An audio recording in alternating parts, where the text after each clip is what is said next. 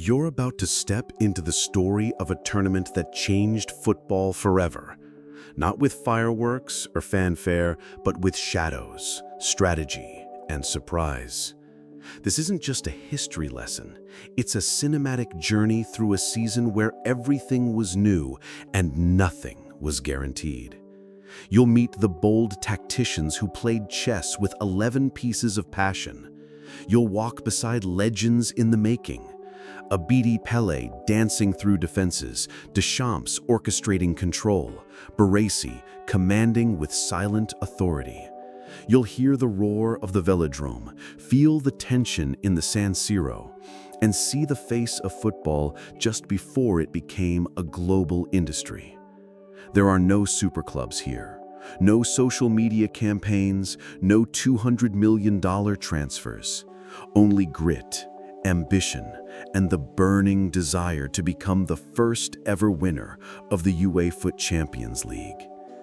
But this story is also bittersweet. For behind the glory was scandal. Behind the triumph, betrayal.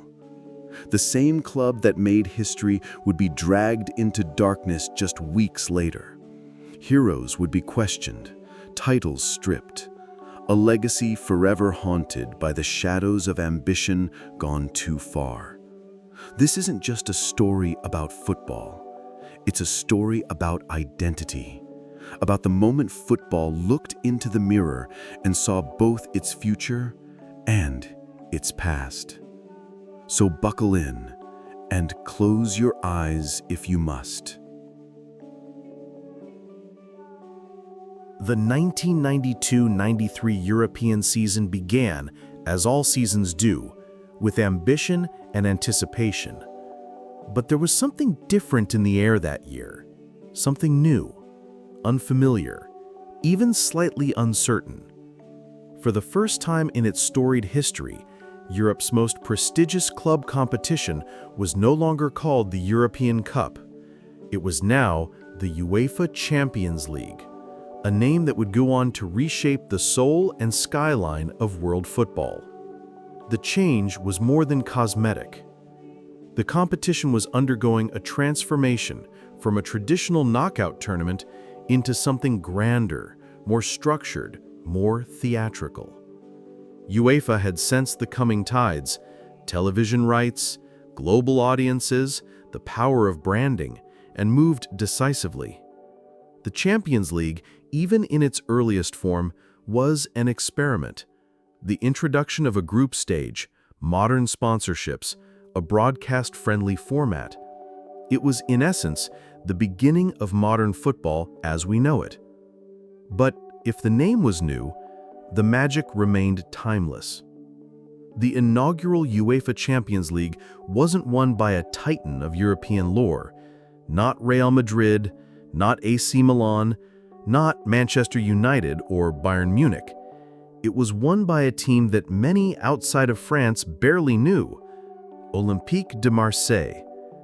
Led by the cunning of manager Raymond Goethals, the midfield genius of Didier Deschamps, and the creative fire of Abedi Pele, Marseille carved out a path that was equal parts brilliance and brutality. And yet, their triumph was tainted. Just weeks after they became the first club to etch their name on the Champions League trophy, allegations of match-fixing in the French league surfaced. Marseille would later be stripped of their domestic title and banned from defending their European crown. The taste of victory, once sweet, soured quickly. The season became a paradox, both the glorious dawn of a new footballing era and the scandalous end of innocence. Still, it would be wrong to let history judge this campaign solely by its controversy, because 1992-93 gave us everything football fans crave: underdogs rising, giants falling, tension crackling in stadiums from Bruges to Bremen to Belgrade.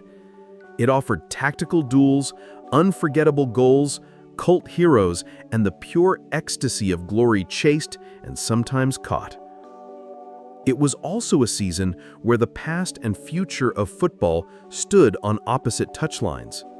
The gritty realism of the old European Cup, Cold nights, hostile crowds, little media glare clashed with the sleek new packaging of a competition built for television and global markets.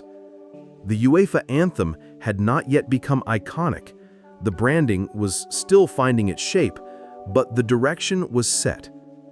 And for a single, shining season, the sport balanced between two worlds. This story, then, is not just about Marseille's triumph or Milan's failure. It's about a turning point, a collision between heritage and evolution. It's about the moments that made fans gasp, the players who defined a generation, and the atmosphere that football has been trying to recapture ever since. Let's turn back the clock. Let's revisit a season when football was becoming something bigger, but hadn't yet forgotten how to be pure. Football doesn't exist in a vacuum. It echoes the world that surrounds it, and in 1992, the world was changing fast. The early 1990s were a period of seismic transformation across Europe. In just a few short years, the continent had undergone dramatic shifts. The Berlin Wall had fallen in 1989. The Soviet Union had collapsed by the end of 1991. Yugoslavia had descended into chaos and civil war. The European Union, in its modern form, was emerging under the Maastricht Treaty, signed in 1992. And many newly independent nations were just beginning to establish their identities on the world stage, in politics, and on the football pitch. This continental reshuffling had a direct impact on football. National teams like Croatia, Ukraine, and Slovenia would soon be born. But at the club level, change was already underway. UEFA faced the challenge of reorganizing its competitions to accommodate new nations, new champions, and shifting power structures. The Champions League, launched in 1992, wasn't just a new name, it was a response to this new Europe. It was a symbol of unity through sport, but also of capitalism, competition, and spectacle. It represented an open market of football talent, media rights, and national prestige. The rise of television and football as a product. In the 1980s, football was still largely a local or national affair. You supported your club, read the results in the newspaper, and watched a few matches on TV, if you were lucky. By the early 1990s, however, television was beginning to transform football into a mass-consumed global product. Broadcasters realized the potential of European football to attract millions of viewers across borders. The 1990 FIFA World Cup had demonstrated just how powerful live football could be when packaged and distributed properly. UEFA, ever pragmatic, saw an opportunity. The Champions League was created, in part, to tap into this rising media appetite. The group stage format wasn't just a sporting innovation, it was a broadcast strategy. More matches between elite clubs meant more airtime, more advertising, more attention. This wasn't just a tournament anymore, it was entertainment. The 1992-93 season was still modest by modern standards. There were no LED advertising boards, no massive TV deals yet, but it marked the beginning of the football media industrial complex that defines the sport today. Clubs on the edge, professionalism, power, and pressure.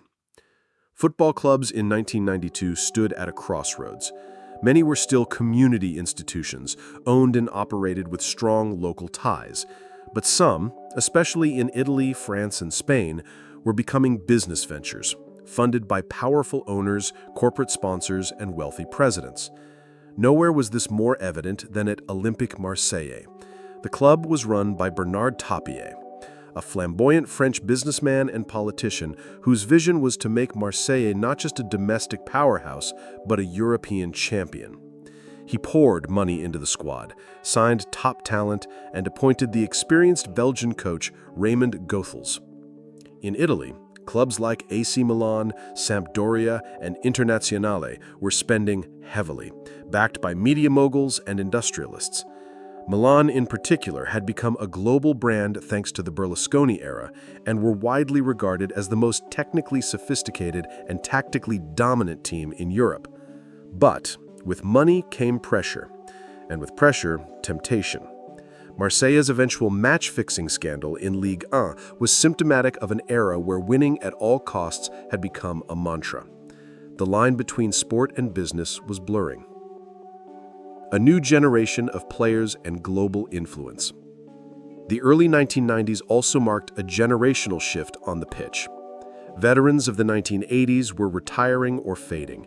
In their place rose a new breed of footballer, technically gifted, tactically aware, and increasingly mobile across national leagues. Players like Abidi Pele, a Ghanaian playmaker who would become the soul of Marseille's attack. Didier Deschamps, a defensive midfielder with leadership beyond his years. Basile Boli, a rock in defense and future match winner in the final. Gianluigi Lentini, Milan's new superstar winger and the world's most expensive player at the time. Franco Baresi, Paolo Maldini, Marco van Basten, legends reaching their prime at AC Milan. This was a time when non-European players, especially from Africa and South America, were beginning to shine in European leagues. The globalization of club squads was underway, and the Champions League would soon become a showcase of international talent. France's moment, but at a cost. French club football had long lagged behind its Italian, Spanish, and German counterparts. The Ligue 1 system had fewer resources, lower prestige, and a limited international footprint. But in the early 1990s, Marseille was rewriting that narrative. Tapier's investment brought the best domestic talent back home and attracted international stars. The team had flair, grit, and discipline. Their journey in 1992-93 became a point of national pride. Finally, a French club competing and defeating the giants of Europe. But Marseille's moment would not last. Allegations emerged that club officials had bribed players from Valenciennes to take it easy in a domestic match just days before the Champions League final. The pressure to maintain dominance had led to shortcuts, and while the European title was never formally revoked, it remained forever controversial. Thus, the first Champions League season ended with its first major scandal, a warning sign that this new era of football would not be without ethical compromises. Football between two eras. The 1992-93 season didn't fully belong to the past nor to the future. It was a hybrid. On one hand, you still had cold winter nights in Eastern Europe, modest stadiums, muddy pitches, and teams traveling by train. On the other, you had club presidents negotiating TV deals, star players landing endorsement contracts, and journalists beginning to treat matches like pop culture events. In this in-between world, anything seemed possible. And in many ways, everything did happen. An underdog won, a dynasty was dethroned. A continent watched as a new trophy was lifted and then immediately questioned the means by which it was won. This is the landscape into which the Champions League was born. And this is the stage on which the drama of 1992-93 would unfold. It wasn't just a new name. It was a new way of thinking. The Champions League wasn't built to preserve tradition. It was built to reinvent it. The 1992-93 UEFA Champions League was a bold departure from football's past, where the European Cup had lived for decades as a straightforward knockout tournament, simple, brutal, and romantic. The new format signaled a turning point towards structure, spectacle, and sustainability. For the first time in history, UEFA introduced a group stage in a club competition. It was not yet the fully fledged round-robin marathon we know today, but the seeds had been planted. And while it may seem routine now, at the time, it was radical. Let's take a closer look at what changed and why it mattered. From cup to league, the hybrid model. The competition still began with knockout rounds. 36 league champions from across Europe entered the first round. Preliminary rounds trimmed that number down to 32. From there, first round, home and away knockouts. Second round, same knockout format, leaving 8 teams. But here's where the shift occurred. Rather than move directly into quarterfinals, the final 8 teams were split into 2 groups of 4, Group A and Group B. Within each group, every team played the others home and away, 6 matches total. The winner of each group would go directly to the final. No semifinals, no two-legged deciders, just 2 mini leagues, and then a single showdown to determine the champion. How the group stage changed the stakes. This shift altered everything: how teams approached matches, how broadcasters planned coverage, how fans engaged. In a classic knockout format, one mistake could end your dream. But in the new group phase, a bad result wasn't fatal. A calculated draw away from home became a tactical success. Every match was part of a larger narrative arc, not an isolated do or die. Clubs had to think not just in moments, but in campaigns. Points mattered more than heroism. Consistency was rewarded over chaos. And for fans, it gave them the one thing they'd always wanted: more games to watch. Made for TV, the format behind the screens. Let's be honest, the group stage wasn't just a sporting innovation. It was a television product. UEFA knew that in the evolving landscape of the early 1990s, weekly European fixtures could be marketed like serial drama. A home match against Milan, an away trip to Moscow, a revenge clash on match day 5. Suddenly, midweek football became appointment viewing. The group stage allowed broadcasters to plan ahead with fixed match days, market rivalries, e.g. Marseille versus Rangers, build anticipation with league tables, permutations, and match previews. Football was being packaged like entertainment, a long-form story, not a series of one-offs. And the fans responded. Attendance rose. Interest climbed. Newspapers published full-page breakdowns of group standings. It was no longer just about winning. It was about qualifying. Who played? The selective nature of entry. One key aspect that made the 1992-93 Champions League unique: it was still a champions-only tournament. Only clubs who had won their domestic league were allowed to enter. That meant no second-place teams from England or Spain, no fourth-place qualifiers or playoff spots. Every team earned their seat at the table the hard way. This created a competition with geographic variety and a sense of true meritocracy. That's how teams like IFK Gothenburg, Club Brugge, Rangers, and CSKA Moscow found themselves in the spotlight, rubbing shoulders with the likes of Milan and Marseille. It felt democratic, inclusive, romantic. But UEFA was already watching closely.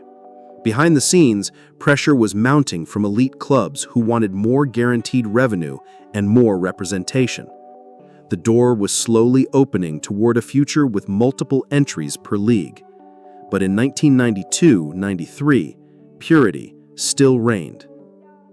Tactical and managerial impact. The group format didn't just affect TV schedules, it changed how coaches thought. In knockout ties, you often approach the first leg cautiously and the second with urgency.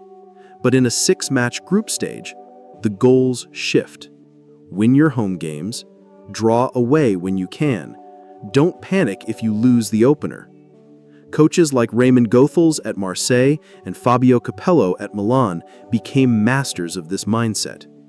Goethals, in particular, saw the group as a chessboard, rotating players, absorbing pressure, and playing for margins. It was a style built not on dominance, but on durability. A team didn't need to shine in every game. It just needed to survive, adapt, and peak at the right moment. Standings, drama, and the finalists. Let's look at the two groups that defined the climax of the competition. Group A, AC Milan, IFK Gothenburg, Porto, and PSV. Milan went on a perfect run, 6 wins from 6 games, no goals conceded. Dominant, clinical, unbreakable, Capello's side were machines. Gothenburg made an admirable push, but couldn't compete with Milan's experience. Group B, Marseille, Rangers, CSKA Moscow, and Club Brugge. Here, drama reigned. Rangers pushed Marseille all the way, finishing unbeaten, but drawing too many matches. Marseille topped the group by just 1 point, advancing to the final. The group system rewarded stability, punished recklessness, and created high-stakes matches across Europe. Every point mattered, every goal counted. And by the time Marseille and Milan were set for the final, fans already knew their stories inside and out. From league to legacy. The Champions League format introduced in 1992-93 was not perfect, but it worked. It gave UEFA the confidence to expand further in the coming years. More teams, more groups, eventually multiple entrants from big leagues. The tournament would soon balloon into the billion-euro juggernaut we know today. But in this first season, the format was still finding itself, and in that vulnerability, it gave us something special. A competition that balanced tradition with evolution, chaos with control, purity with promise. It was the first season of a new footballing religion, and though it would evolve and expand, the 1992-93 format remains sacred in its own right. In a season where format changed and scandal simmered, the most enduring drama came from the pitch itself, from 8 teams who fought through mud, muscle, and myth to stand on the brink of history. The knockout rounds, where tradition still ruled. Before the glamour of the group stage, the tournament still held on to its old-school DNA, 2-legged knockouts. These early rounds featured both powerhouses and lesser-known champions, throwing them into head-to-head battles that were often gritty, sometimes shocking, and always uncompromising. This phase eliminated some giants early and introduced unlikely contenders into the spotlight. Barcelona, just months after winning their first European Cup in 1992, failed to qualify for the Champions League. Their absence left a massive hole and opportunity for others. Red Star Belgrade, European champions in 1991, had been excluded due to the Yugoslav wars, highlighting how geopolitics shaped even the most elite tournaments. Nottingham Forest, Arsenal, Atletico Madrid, and Ajax weren't in the competition. Remember, only league champions qualified. This left a vacuum, and Marseille, Milan, Rangers, and others seized the opportunity. Olympique de Marseille, fire, power, and shadows. No team carried more ambition into the 1992-93 campaign than Olympique de Marseille. French football was hungry for continental validation, and Bernard Tapie, businessman, politician, manipulator, dreamer, was the man trying to deliver it. Under the cerebral Belgian coach Raymond Goethals, Marseille assembled a balanced squad. Abedi Pelé, the Ghanaian maestro, was their creative soul. Didier Deschamps, just 23, captained the team with astonishing maturity. Basile Boli, the center-back with lion-hearted courage.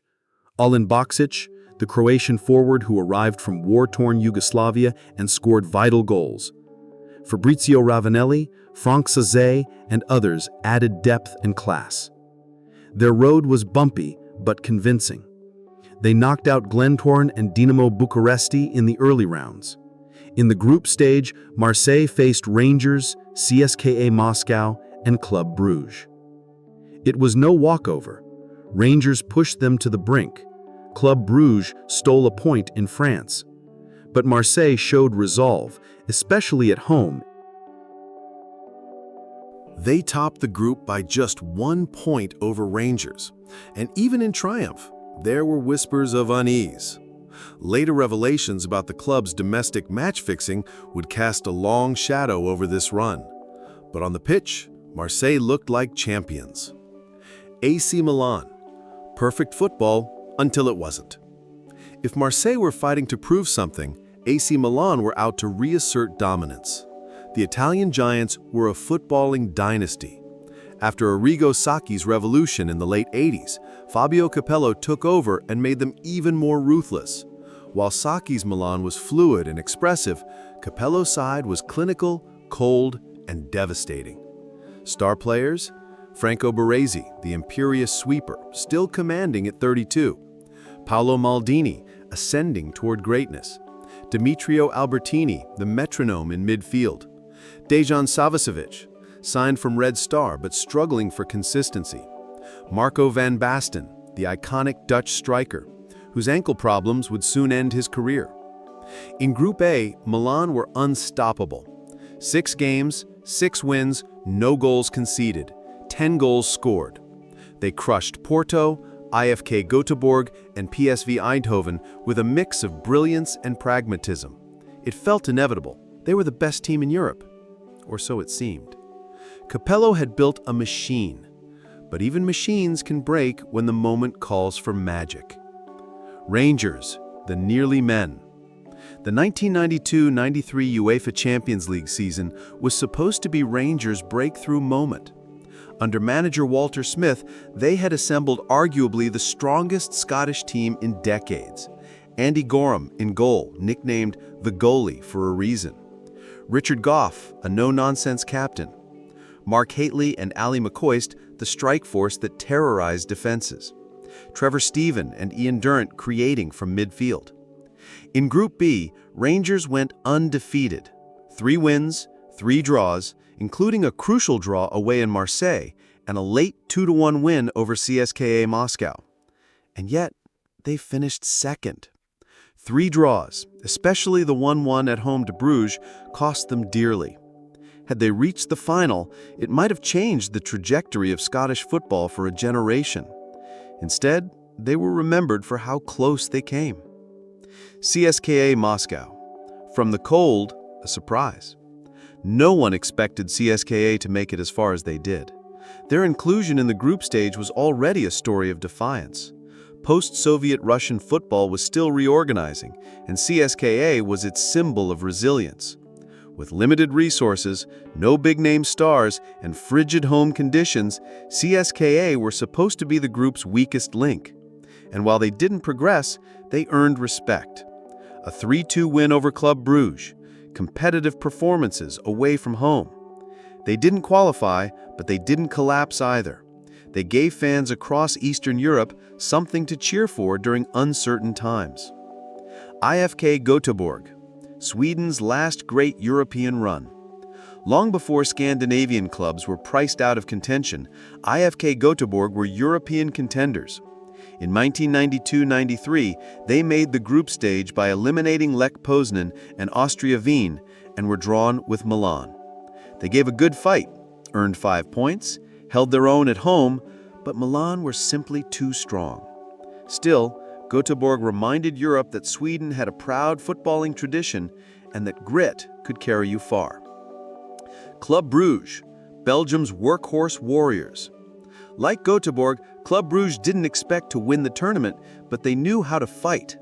Their campaign included a 1-1 draw at Ibrox, Rangers, a narrow loss to Marseille, a gritty 1-0 home win over CSKA. They finished bottom of Group B, but their presence in the last 8 was itself a victory for Belgian football, a country that, like France, had long lived in the shadow of its neighbors. The final awaits, Marseille versus Milan. So it came to this. Milan with their perfect record and indomitable defense. Marseille with their flashes of brilliance and homegrown spirit. East met West. Old money met new ambition. Europe's defensive masters faced a team playing for more than glory, for national pride, for a club's legacy, for a country's place in football history. Neither team knew what awaited after Munich. One would be remembered as a champion. The other would be left wondering how perfection fell short. And beyond the scoreboard, a darker truth would slowly emerge, one that would taint the season's legacy forever. There are seasons that reward the strongest, and then there are seasons that reward the bold, the lucky, the stubborn, the haunted, the inspired. This was one of them. While the 1992-93 UEFA Champions League began with a structured new format and measured ambitions, it quickly devolved, gloriously, into the kind of thrilling chaos that makes football the most emotional sport on earth. The group stage may have replaced knockouts, but it didn't kill the tension. In fact, it multiplied it. Suddenly, every game had consequence, but not always the kind anyone expected. From cold nights in Moscow to controversial moments in Marseille, from perfect records to bitter eliminations, this was a season that refused to follow a script. Let's revisit the moments that defined the madness. Rangers' agony, undefeated but eliminated. If there's a team that most embodies the heartbreak of this season, it's Rangers FC. The Scottish champions had every reason to believe their destiny was in Munich. They hadn't lost a single match in the group stage. They had beaten CSKA Moscow both home and away. They'd drawn in Marseille, then held on in Bruges. And yet, they fell short. Why? A 1-1 draw at home to Club Bruges cost them dearly. It was a match they dominated, but failed to kill off. In Marseille, a heroic performance earned them a point, but they never managed to beat the French club. In the end, they finished second by just 1 point. It was a classic Champions League moment, a team unbeaten and yet undone. The format had evolved, but football remained cruel. The cold that froze giants, Moscow's home advantage. When CSKA Moscow entered Group B, no one saw them as serious contenders. But their home games in the Russian winter became a tactical advantage. European giants like Marseille and Rangers had to travel thousands of kilometers to play in sub-zero temperatures, on frozen, uneven pitches, in stadiums where the atmosphere was intense but subdued. CSKA's home win over Club Bruges and their narrow loss to Marseille, 2-1, reminded everyone of football's most ancient truth. Home is not just a place, it's a weapon. In an age before private jets and climate-controlled training facilities, Eastern European clubs could still tilt the odds in their favor. Milan's perfection. Beautiful, brutal, inevitable. On the other side of the bracket, Milan were running a completely different campaign. While chaos reigned in Group B, Milan turned Group A into a fortress. 6 wins from 6 games, 0 goals conceded, 10 goals scored. Capello's side didn't just win, they suffocated their opponents. Porto tried to play football. PSV tried to defend. IFK Göteborg tried to run. No one succeeded. Milan were efficient, experienced, and physically dominant. Baresi and Maldini were untouchable. Van Basten, though often injured, was still a threat. Massaro and Lentini provided width and directness. But here's the twist. Perfection in the group stage didn't guarantee glory. In fact, it may have lulled Milan into a false sense of security. In contrast to Milan's aesthetic superiority, Marseille advanced through Group B the hard way. Their campaign was filled with narrow wins, late goals, and moments of grinding resolve. A scrappy 1-0 win over CSKA at home, a nervy 1-1 draw away to Rangers, a crucial 1-0 win over Bruges that kept them ahead in the standings. These weren't the dazzling performances that fill highlight reels, but they were results, and Gothal's philosophy was simple: don't blink, don't break, and take your chances when they come. Critics called them lucky, but in truth, they were survivors, and in football's most competitive landscape, that's a badge of honor. In a tournament where team tactics dominated, there were still bursts of individual brilliance that reminded everyone, football is a player's game. Abidi Pelé, Marseille's heartbeat. The Ghanaian wizard was everywhere, dropping deep to pick up the ball, spinning away from defenders, threading impossible passes. In a cold, often mechanical tournament, he played with poetry. Basile Boli, warrior spirit. Boli's headers, his tackles, his fearless confrontations defined Marseille's mentality. He wasn't just a defender, he was an enforcer, a leader, and ultimately, the man who would score the winning goal in the final. Gianluigi Lentini, flash and flame. Signed for a world record fee, Lentini had moments of brilliance for Milan in the group stage. His pace, his directness, he looked like the future. Tragically, a car crash later that year would rob him of his peak. The Whisper campaign. Allegations begin. Even before the final, rumors began to swirl around Marseille. French newspaper reports hinted at impropriety. The match against Valenciennes, played just days before the Champions League final, was now under scrutiny. Whispers of bribery, of shady phone calls, of players being told to take it easy. Though the match in question wasn't part of the Champions League, the scandal hung over the team like a storm cloud. Taki denied everything.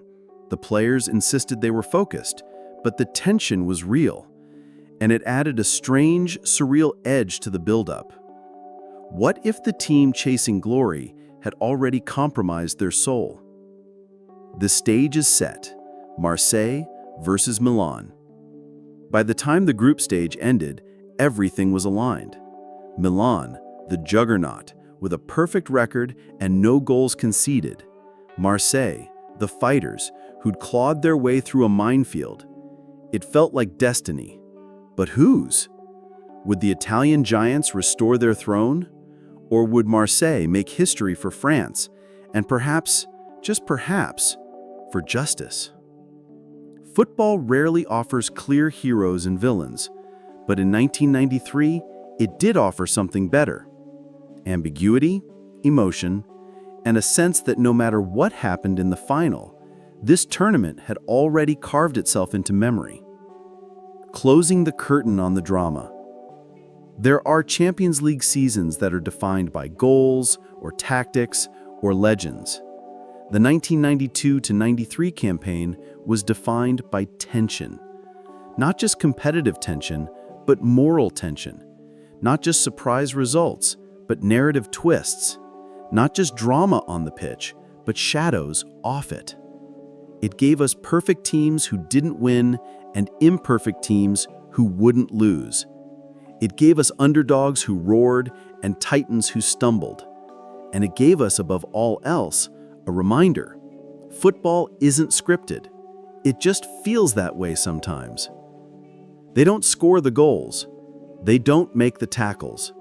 But managers shape the soul of a team.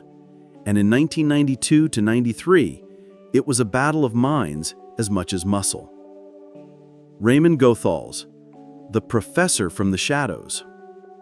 He didn't look like a football revolutionary. Raymond Goethals, with his bushy eyebrows, gravel voice, and chain-smoking habit, was more detective than general. But beneath the surface was one of football's most underrated tacticians.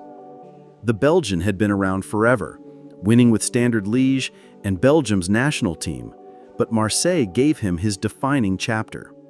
His coaching philosophy? Let them think we're disorganized and hit them when they blink.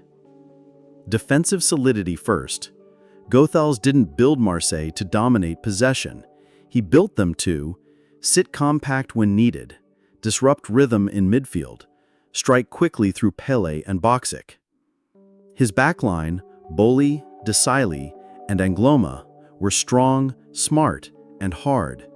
Midfielders like Deschamps and Sauzet provided structure. Goethals emphasized positional discipline over pressing, knowing that his players had the quality to hurt opponents when the space opened. Targeted match control. Rather than playing the same way every game, Goethals tailored tactics to opponents. Against Rangers, press wide, block the long ball to McCoist. Against CSKA, be patient, wait for their midfield to overcommit. Against Milan, nullify Van Basten, then pick them off on set pieces. His genius wasn't in innovation, but in simplicity, adaptability, and psychological calm. When the pressure mounted, he kept the dressing room light. His nickname? The Magician. And in Marseille, magic was exactly what he worked. Fabio Capello, architect of perfection. In the opposite dugout stood Fabio Capello, Italy's rising mastermind, and the tactical heir to Arrigo Sacchi's Milan dynasty. Where Goethals operated with instinct and feel, Capello managed like a CEO, detailed, structured, commanding respect and discipline. He took over Milan in 1991, and by 1992-93 had built an engine that blended technical superiority with defensive rigidity. Impenetrable defense. Capello's back four, Tassati, Castacca, Baresi, Maldini, was one of the greatest ever assembled. In the group stage, 6 games, 0 goals conceded. Clean sheet culture. Their high line squeezed space, and the midfield, anchored by Albertini, didn't allow transitions. Unlike Sacchi's total football, Capello emphasized verticality. Quick progression from defense to attack.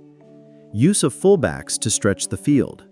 Midfield triangles to pin opponents. He relied on players like Donadoni, Lentini, and Massaro to move intelligently and manipulate space. When Van Basten was fit, Milan had the perfect number 9. When he wasn't, they improvised with pressing wingers and late midfield runners. Capello didn't play to entertain, he played to dominate without chaos, to remove emotion from football. But sometimes, in the biggest matches, emotion is what you need most. Capello's Milan believed in system supremacy, the idea that a perfect plan, perfectly executed, beats anything. Goethals believed in bending but not breaking, in reading a game as it unfolded and adjusting on instinct. In the end, football rewarded adaptation. On May 26, 1993, in the Olympiastadion in Munich, the two giants met in the final. Tactically, it was a war of attrition, not flair. Milan dominated early possession, but couldn't find rhythm in the final third. Goethals instructed Marseille to funnel attacks wide, neutralizing Lentini and isolating Massaro. Marseille's midfield harassed Albertini constantly, cutting off Milan's vertical lifelines. Then, the decisive moment. Just before halftime, Marseille won a corner. Abedi Pelé whipped it in, and Basile Boli rose highest, smashing a header past Rossi. 1-0, Marseille ahead. In the second half, Milan pushed forward, but looked strangely toothless. Capello introduced Savicevic, but Marseille dropped deeper, suffocating the space.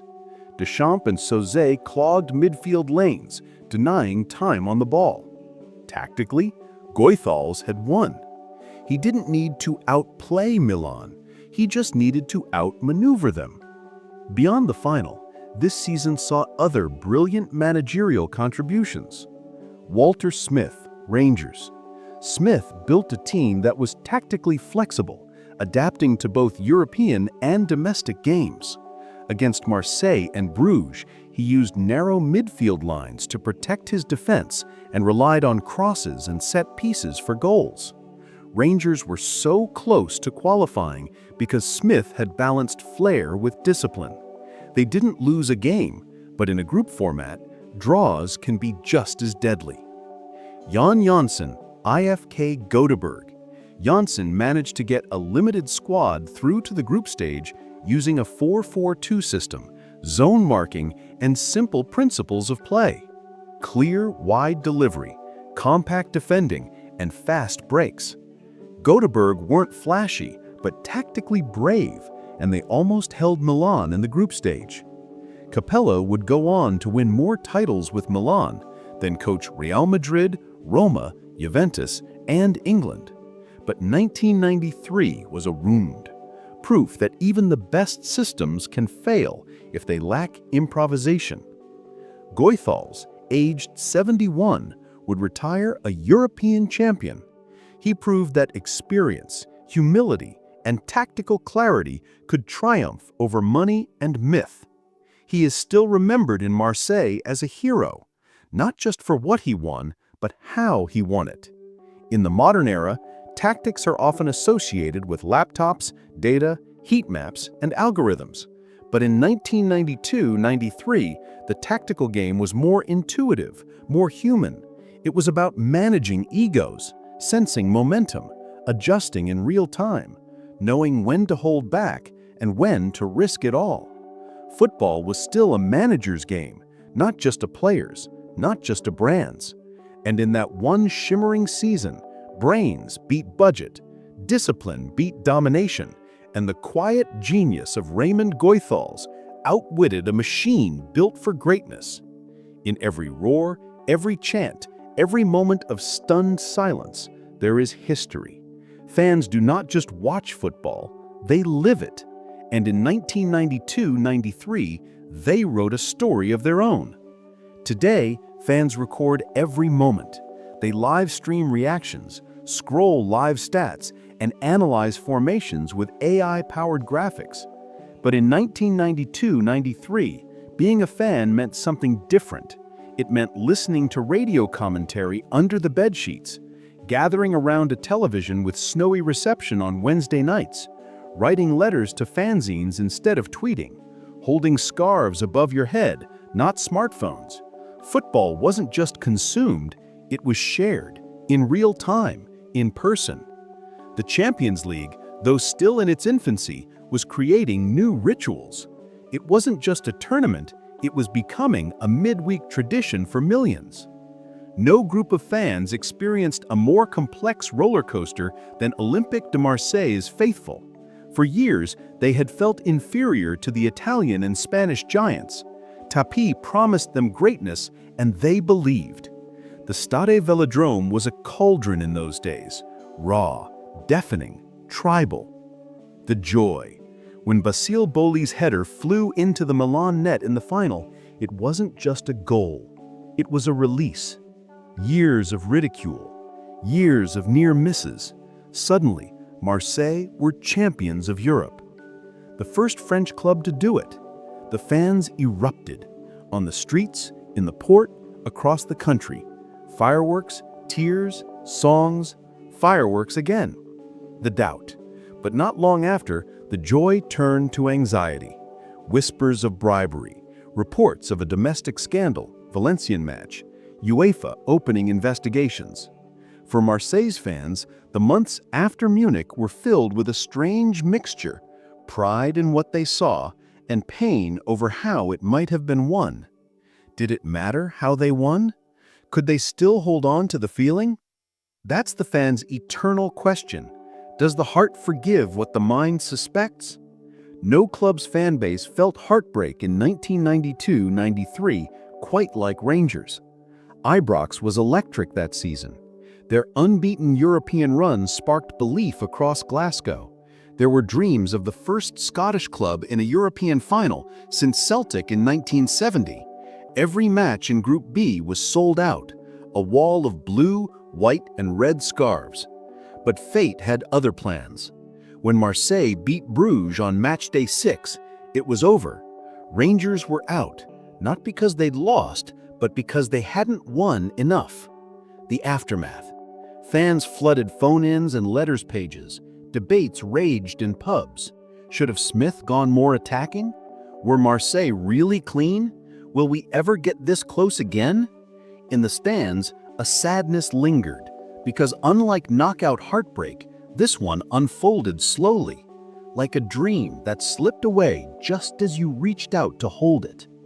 AC Milan's Tifosi had seen greatness before. They had Baresi, Maldini, Van Basten, and they knew how dominant their team could be. During the group stage, fans were confident, bordering on arrogant. Every win reinforced the narrative. We are inevitable. But the final in Munich stunned them. They weren't outclassed, they were outwitted. They didn't fall apart, they just couldn't break through. And for fans who had followed a flawless run, the 1-0 loss felt like emotional whiplash. It wasn't a betrayal, it was just proof that football, like life, offers no guarantees. This was also the first time many fans across Europe truly saw the early version of the Champions League in motion. In Eastern Europe, CSK's presence brought hope. For fans from Russia, Ukraine, and former Soviet Union states, it meant representation in a new world. In Scandinavia, Göteborg's fight inspired nostalgia, reminding fans of when Swedish football stood tall in Europe. In Belgium, Club Brugge's journey was a chance for fans to believe their football still mattered. The new format meant that even if your club wasn't winning, you were still watching, still tracking tables, still feeling involved. That's the power of structure and story. Marseille's ultras unfurled giant banners reading "Jusqu'au bout," until the end. Rangers fans adapted traditional chants into European hymns. At Milan, fans sang "Più forti di tutti," stronger than anyone, until that night in Munich made them question it. Before every game, fans watched the Champions League anthem play for the first time. It wasn't yet the iconic spine-tingler we know today, but it was starting to feel like ceremony. That anthem didn't just introduce a match, it sanctified it. Fans began to dress differently for European nights. Flags were bigger, tensions higher, expectations deeper. The culture was shifting. For every fan in 1992-93, the journey was personal. Some felt euphoria, some felt cheated, some felt like they were on the edge of something beautiful and never quite touched it. What unites them all? The belief that this might be the year, the pride in singing when it hurts, the love for clubs that don't always love them back, and the memories that last decades. Fans don't always remember the goal scorers, but they remember where they were. They remember who they hugged. They remember what it felt like. And that's what football gives us.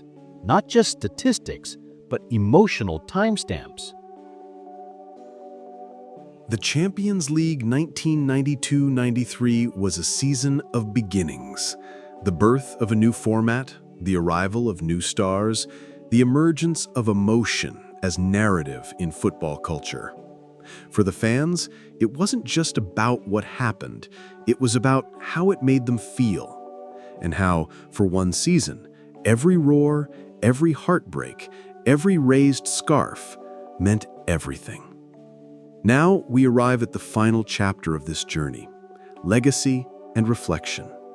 This is where we step back and ask, what did it all mean? What did the 1992-93 UEFA Champions League season leave behind? For the clubs, the fans, and the game itself. Some seasons give us a winner, others give us a story, but only a few changed the game forever. 1992-93 was one of them. A first for France, Marseille's lasting glory. When Basile Boli's header beat Sebastiano Rossi in the 43rd minute of the final, he did more than win a match. He won a place in football history. Olympique de Marseille became the first French club to lift the European Cup. It ended decades of inferiority for French football, previously considered second tier compared to Italy, Germany, or England. It was a vindication of the dream that Bernard Tapie sold to the city, that Marseille could rise from chaos and become kings of Europe. For Marseille's players, especially Abedi Pelé, Deschamps, and Goethals, it was a career-defining triumph. For French football, it was a moment of arrival. But the joy didn't last long. Just days before the final, Marseille faced Valenciennes in a domestic league match. And the truth is this, they cheated. Club president Bernard Tapie was later found guilty of bribing Valenciennes players to go easy on Marseille, ensuring the team wouldn't be injured before the final against Milan. Though the final itself wasn't proven to be fixed, the scandal tainted Marseille's name. The aftermath was swift and devastating. Marseille were stripped of their 1992-93 French league title. They were banned from defending their Champions League crown in 1993-94. Tapie went to prison. Several players were suspended. The club would be relegated shortly after due to financial irregularities.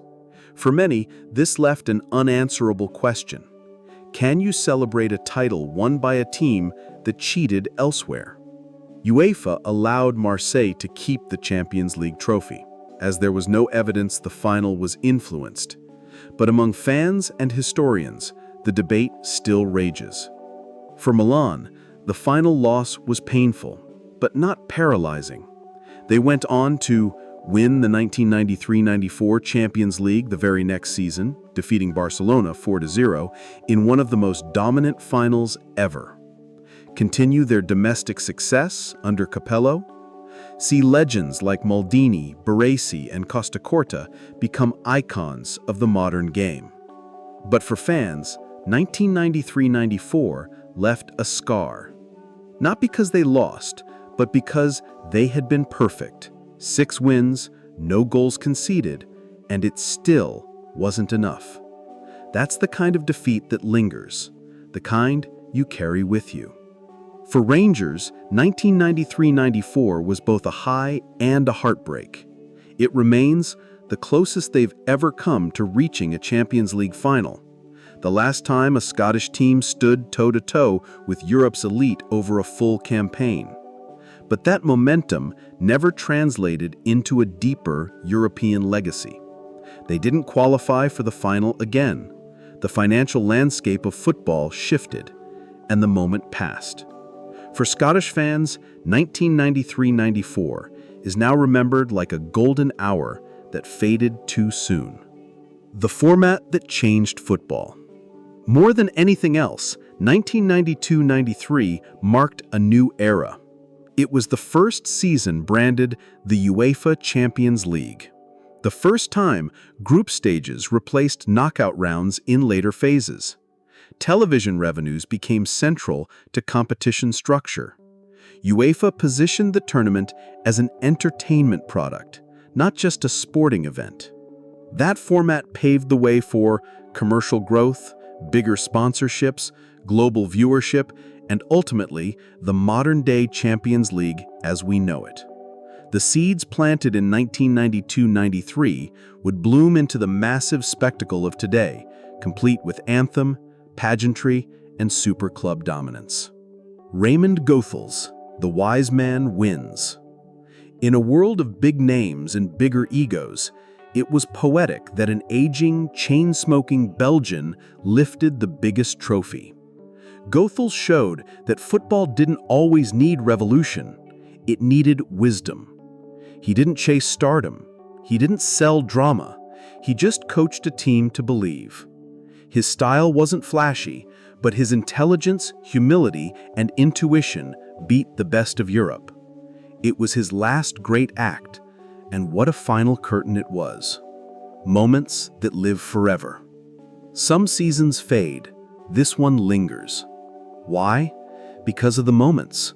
Boli's header in Munich, Abedi Pelé's elegant dribbles, Rangers drawing in Marseille with 50,000 voices roaring in Ibrox, Milan winning every game, then losing the one that mattered most.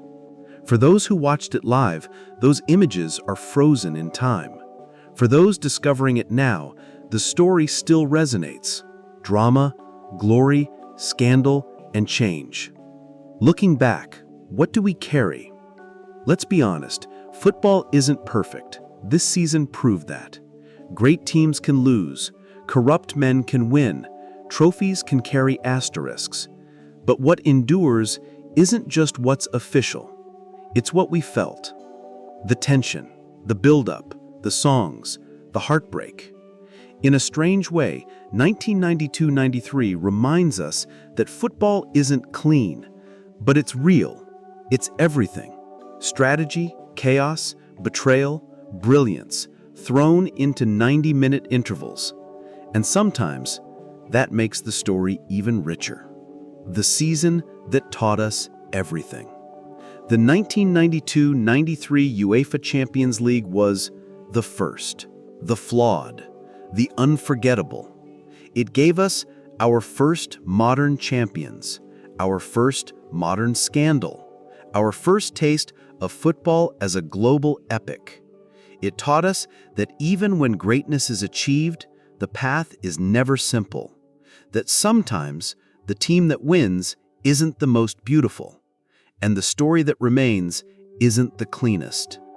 But the feeling, the songs, the silence, the scream when the goal goes in, that's eternal. Nous l'avons fait, we did it. Basile Boli, May 1993. Yes, they did, and football was never quite the same again.